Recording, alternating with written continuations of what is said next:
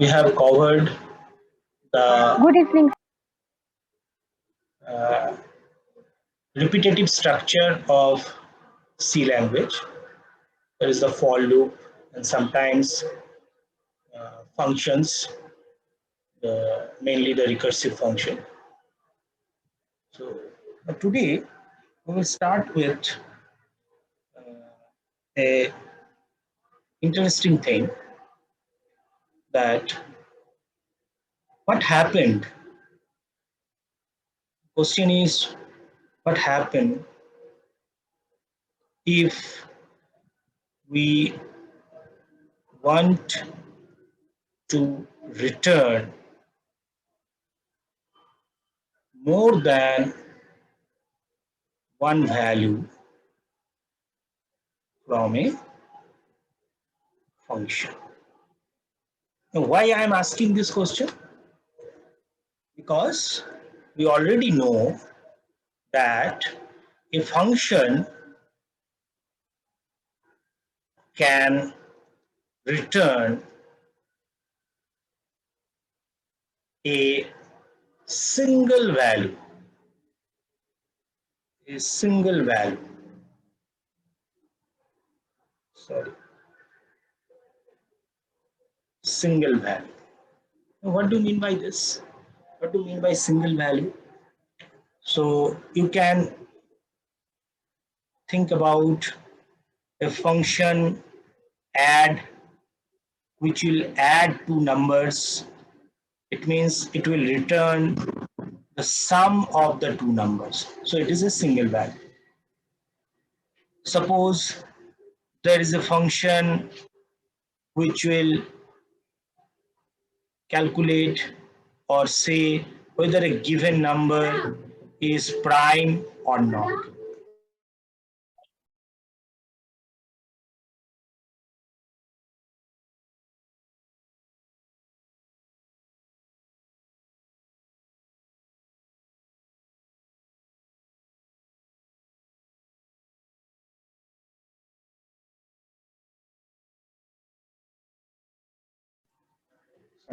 Okay, so suppose a function which will add two numbers, so ultimately it will return one value, one single value, the sum of the two numbers. Suppose I have defined a function to detect whether a given number is prime or not. So it means ultimately it will return true or false, means 1 or 0. So this is one particular limitation of a function, that function can return only a single value. But in some cases, we need more than one value from a function. For example, suppose I need to calculate the roots of a quadratic equation like this. Suppose this is one quadratic equation, ax square plus bx plus c. So we know that this function can have two different roots. One is x1, another is x2. Okay. So it means when we have a function to calculate the roots of an quadratic equation, then this function may return two values, but which is not possible. Why? Because in C language, function can return only a single value. So this is one kind of limitation for a function. If we want to return more than one value from a function, we have to think it differently. Okay. Now, so first we will discuss about a prime number. How to select or say whether a given number is prime or not. And remember, from this from today, we will try to implement each and every program with a separate function. Okay, so the purpose of this program is you have to give one number, say n, to the function, and function will return either the number is prime or the number is not prime. Okay, so we know that what is prime number. We know the mathematical definition of a prime number. The mathematical definition of a prime number is that when a number is only divisible by 1 and itself, when a number is only divisible by 1 and itself, no other number can divide it or give a remainder 0, then that number is called a prime number. So for example, 7 is a prime number because if we want to divide it by 2, not possible. If we want to divide it by 3, not possible. So what are the factors for this 7? The factors are 1 and 7. Only these two are able to divide this particular number. So that's why this is called a prime number. Now, if we want to implement it, there are different ways we can implement it. The number one, the first way, according to the definition, the prime number is only divisible by 1 and itself. Okay, so if a given number is n, then what I will do? I will divide it starting from 1 up to n. I will divide this given number from 1 to n. Each number will be used to check whether it is divisible by that number or not. And if ultimately we see that this n is only divisible twice, 2 times, not more than 2 times, then we can definitely say that this is prime. Why? Because if it is prime, then only 1 and n, that is only 2 times it will be divisible. Otherwise, if we try using 2, 3 or n minus 1, those number will not be able to divide it. So this is one solution to detect whether a given number is prime or not. So what will be the return value of the function?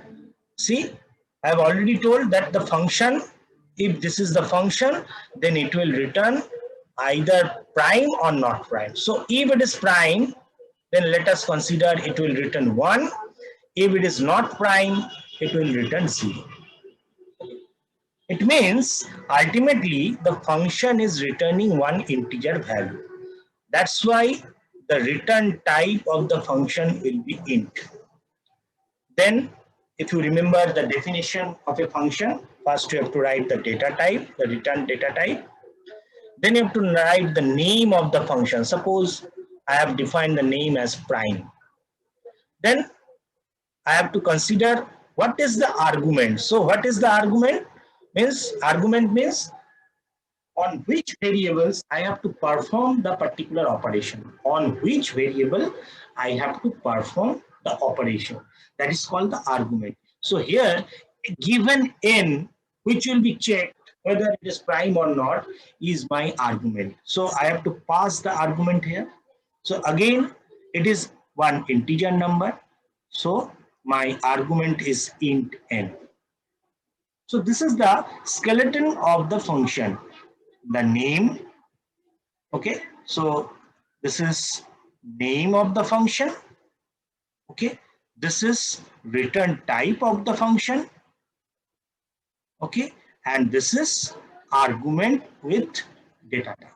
So this is the skeleton of the function.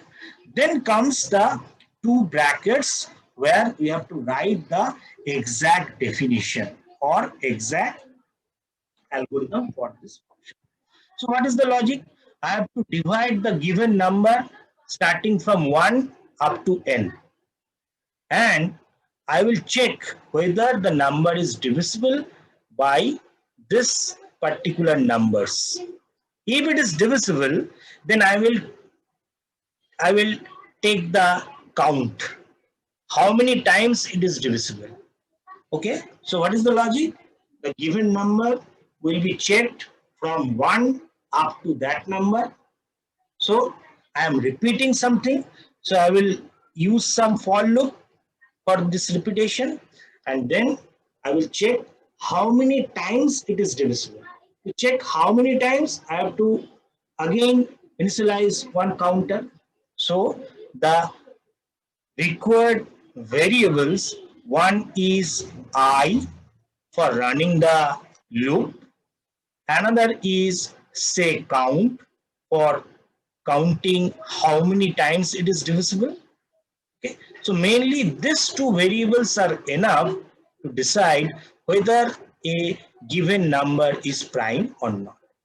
And what is the next step? The next step is I have to check whether the number is divisible. Now, how to check whether a given number is divisible or not? Suppose there is one number, say the number is 15, and I am checking whether it is divisible by 3 or not. So how to check? If ultimately the remainder is 0, then we can say that this particular number is divisible by this number. Okay, so I have to check the remainder. Correct? And we already know in our operator class that there is one operator which will give the remainder, and that is this percentage symbol, or the operator is called modulo operator. Okay. Now remember one thing, that this modulo operator is only useful for integer variables. Okay. So there are integer variables n, there is integer variable I, so I can easily apply this modulo operator. Okay. Now, so how to check whether given number is prime or not? So if I check it like this, I am dividing 50 with the help of 3, and I will check the remainder. Since this is remainder operator, so this operation will give me the remainder. If the remainder is 0, I will say that this number 15 is divisible by 3. If the remainder is not 0, then I will definitely say that this number is not divisible by 3.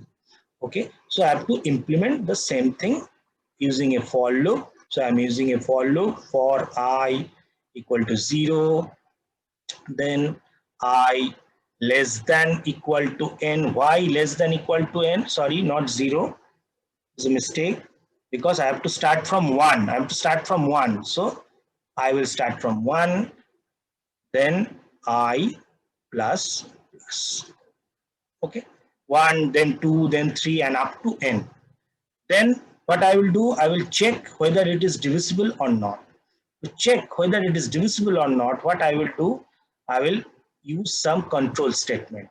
If n modular division I, so which number I am going to check? N. And which one is my variable? That is I.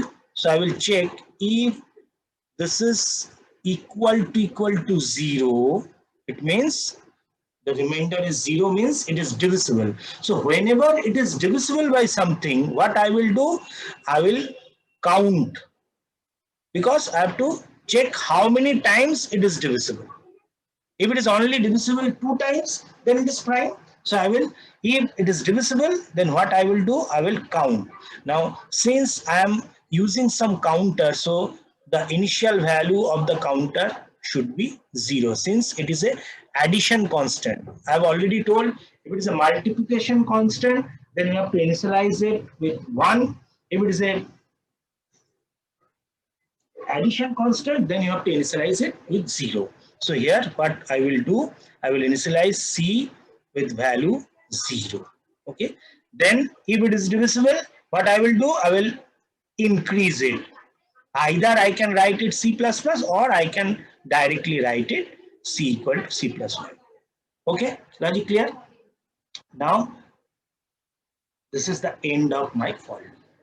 So after coming out from this for loop, it means I have checked each and every number starting from 1 to the number itself, and I have checked whether the given number is divisible by these numbers or not. And after checking, after taking the count from the outside the loop, what I will do, I will check how many times. So if C is equal to 2, then we can definitely say that the number is prime, because we have already implemented, or we have already know the logic that prime number is only divisible by 1 and itself. So if C is equal to 1, what I should return? I should return a true. True means 1. So my return value will be 1. Okay, else means it is not divisible by twice, more than twice. So in that case, it will return a false value, that is 0. So this is the prime number checking program. Okay, a simple prime number checking program. Clear? Now, how to call this? The calling is pretty simple. Suppose I am calling it from main function.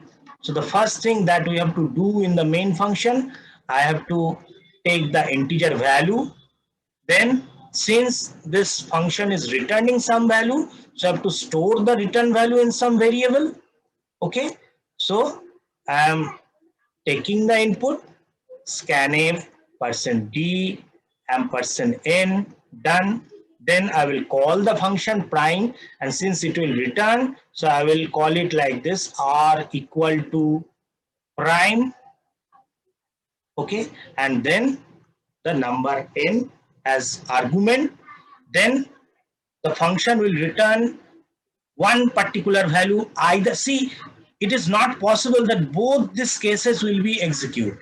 Either this or this will be executed. So it will ultimately return one single value. I have already told you that function always return a single value. So in the main, I will check what is the return value. If r is equal to 1, then I will print simply that it is a prime number. Okay, and if it is not satisfying, then I will print not. So this is my main function from where I will call the prime. Logic clear? Now, if you remember, most probably in our second class, I have given one particular problem which is very interesting, one kind of googly. So the problem is like this: you have to write something here in this if part, and in if is satisfying, then it will print hello, and if else is satisfying, then it will print world. Okay, and I need one particular output. So output is already given. The output is hello world. Okay, the output I need is hello world. So you have to write something here so that I will get the output hello world. Now, when the first time I saw this problem, it comes into my mind that is it possible that both if and else will satisfy? Now remember one thing, it is never possible. There is no such value which will satisfy both if and else. Why? Because it is a control statement, and the logic of control statement is there are two possible ways. You have to choose either this or this. It has never happened that both if else will satisfy. So that's why it is a kind of googly. So you have to write something here so that I will get the output hello world. Okay. Now try to understand what is written at the end. The last one is world. So I hope that this printf will satisfy, because I need at the end, I need hello. sorry, I need world. So where world is written in else part. So I have to satisfy this. How can I satisfy else? If I somehow put here false value, then I will get the world. But also I need hello output. So how I can do this? The solution is here I have to write a printf statement which will print the hello. Okay. Now if I write it like this here, if I write it in this position, if I write printf hello, then it will print the hello and then again it will print hello. Why? Because if you remember the second or third class, that printf function, printf is a built-in function, but the property of a function is like this, that I will provide it some arguments and it will return me something. That is the logical way of a function. That function will perform something and it will return something. For example, suppose I have to submit the electricity bill. So I will call someone else to submit the electricity bill. So I am the main function. I am calling someone else. Suppose Arijit, I am calling Arijit to submit the electricity bill. So what I will do, I will give him some arguments. What are those arguments? The electricity bill and the money. Okay. And Arijit will do the operation in terms of me. So he will submit the electricity bill and in return, he will give me the receipt. Why he is giving me the receipt?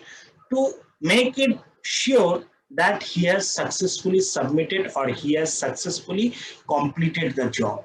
So similarly, for a printf function, this is the argument. So what is the purpose of printf function? Printf function purpose is it has to print something on the screen, on the hardware screen.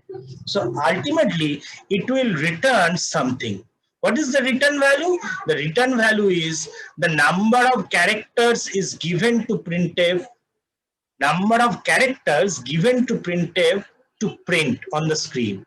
So it will return the successfully printed number of characters.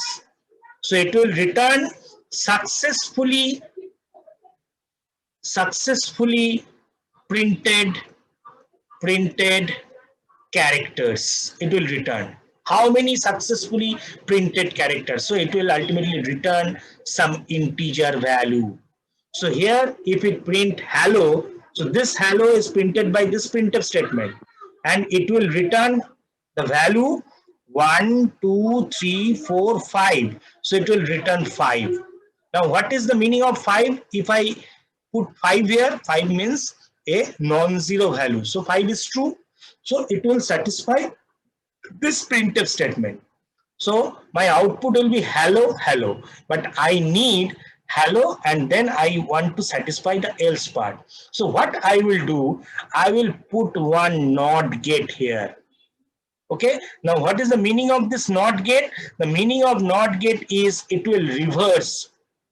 If not 5, it means not non-zero. What do you mean by not non-zero? Not non-zero means 0. If it is like this, not 0, so it is not 0. What is the meaning? It means non-zero. So I hope the meaning is clear. So what I will do, finally I will put one NOT gate. NOT gate will reverse 0 into 1 and 1 into 0. So the finally, what is the output of the program or what is the exact writing of the program? I have to write it like this: not printf hello. Okay, then inside this if statement the printf is hello and then in the else part printf is world. Okay, now what will happen? This printf statement will execute first. So it will print the hello, then it will return 5. There is a NOT gate. Not 5 means 0. So it will ultimately get 0. 0 means false. So it will come into else part. In else part there is world. So it will print world. So in this way, this googly will be answered. Okay, so remember again that function can return a single value, and it is a normal practice that function should given some arguments, and in response it will return some value. This is the logical way. Okay, now so we have seen there that how to solve the prime number checking. Okay, now next I will check another way to perform the same prime number checking. Now what is the logic of prime number checking? That it is only divisible by 1 and n, which also indirectly satisfy that it is not divisible by this set of elements. Am I clear? It is not divisible. It is not divisible by this set of numbers. Why? Because it is only divisible by 1 and itself. It indirectly means that it is not divisible by 2 to n minus 1. So now we will go to implement this algorithm.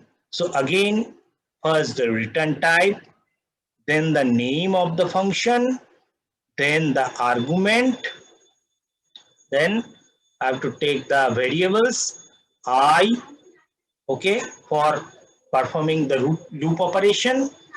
Then since we don't need to count anything, so I am not considering any other variable here.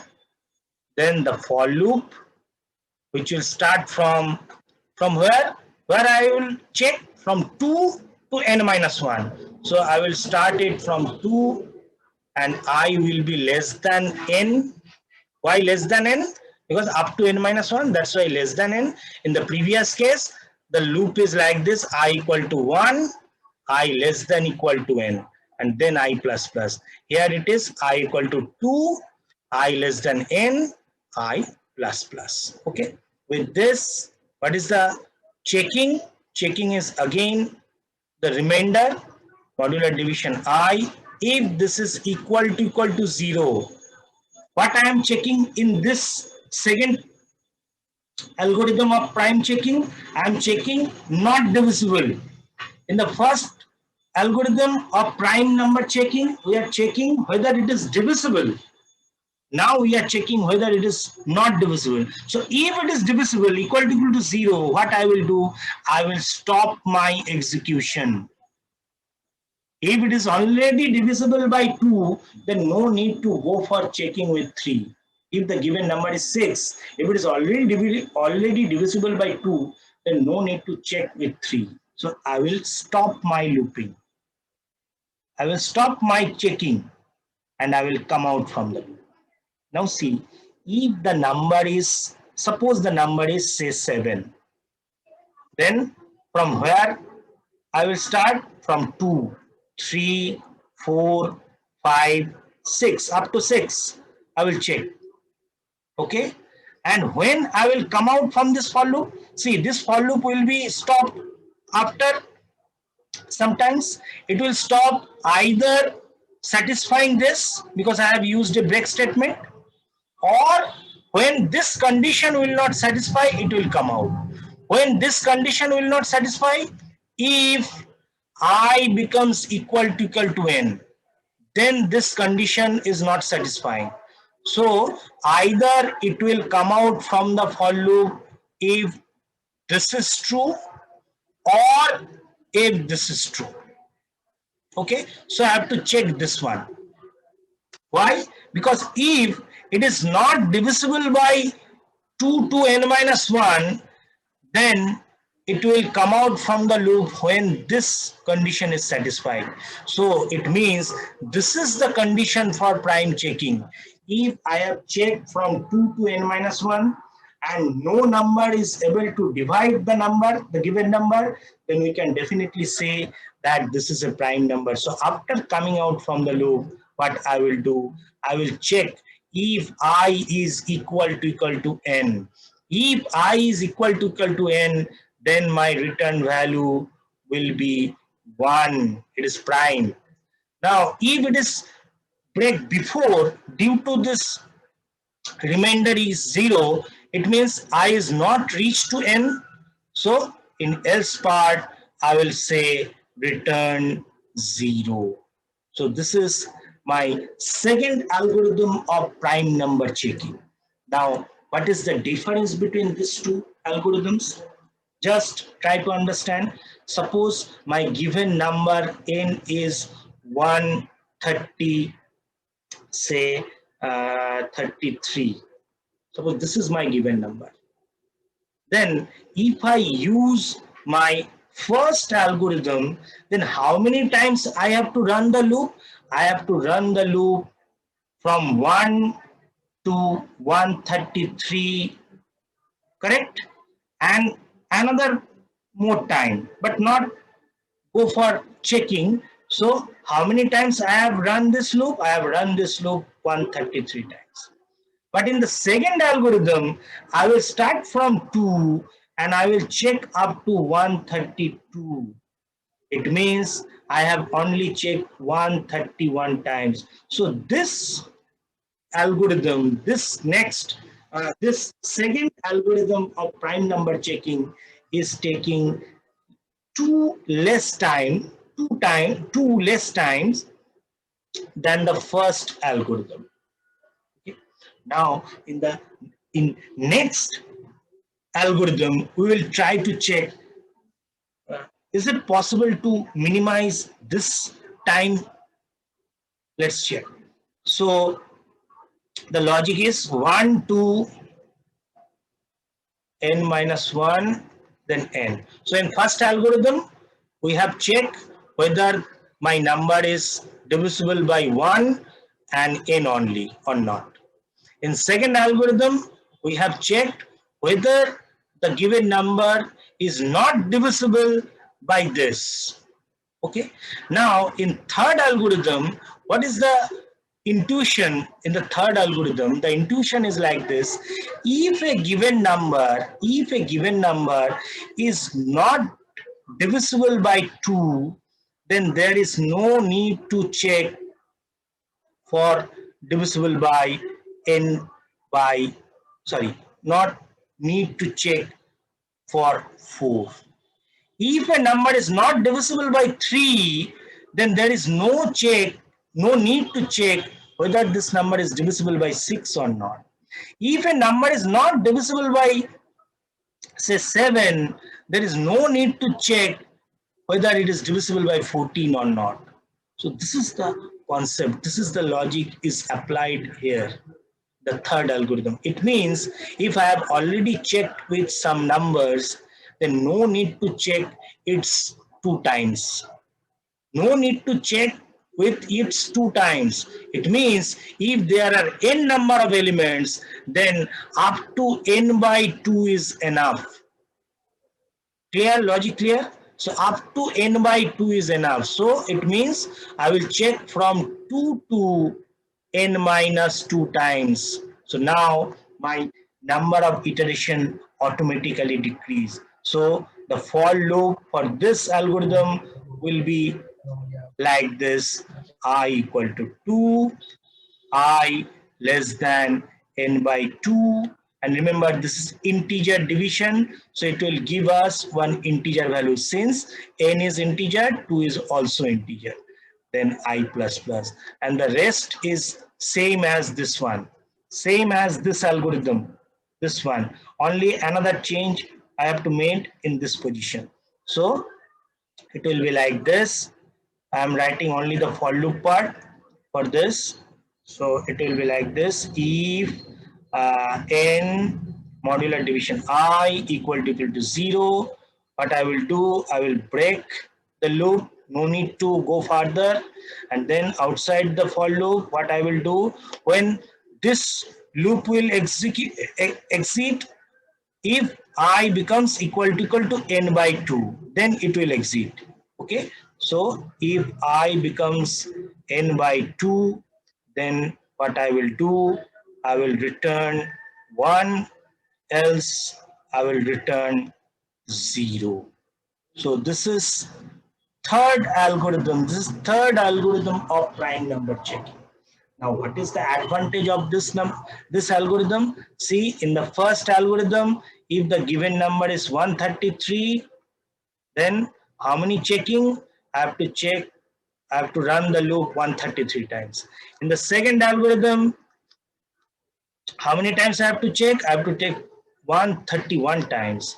In the third algorithm, how many times I have to check? See, it is already half. So it means it is so 6, then 5. So I will check up to 65 times. Logic clear?